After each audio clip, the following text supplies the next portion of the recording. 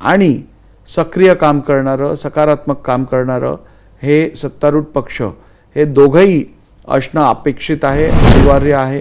आणि त्यामुळे विरोधकांनी जर चांगली तयारी केली असेल तर त्याचं स्वागतच करायला लागेल. आणि या विरोधकांना योग्य संधी देऊन त्यांची भूमिका मांडायची, त्यांना संधी देणं ही माझी जबाबदारी राहील, जी निश्चितपणे योग्यरित्या मी त्यांना देईन. बरं, जबाबदारीसाठी तुम्ही कटिबद्ध असल्याचं आता देखील सांगताना दिसतंय आणि अनेक वेळा माध्यमांसमोर येतानाही तुम्ही बोलता.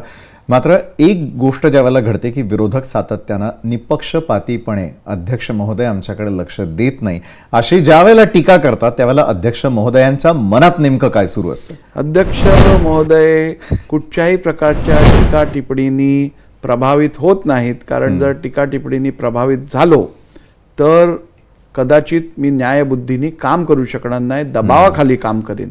त्यामुळे अशा बिनबुडाच्या किंवा अत्यंत बेसलेस अशा आरोपांवरती मी कधीच लक्ष दिलेलं नाहीये. कारण माझ्या 2.5 वर्षाच्या कार्यकाळात आपण बघितलं असेल तर महाराष्ट्र विधानसभेने अभूतपूर्व असं काम केलेलं आहे.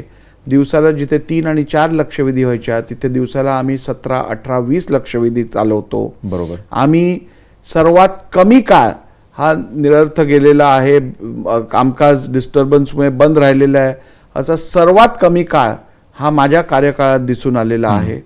त्याचप्रमाणे सभागृहात विरोधकांना सत्तारूढ पक्षा एवढाच किंवा किंबहुना थोडा जास्तच वेळ द्यायची भूमिका ही मी ठेवलेली आहे. हे रेकॉर्डवरती आहे आणि त्यामुळे असे आरोप करणं सोपं आहे.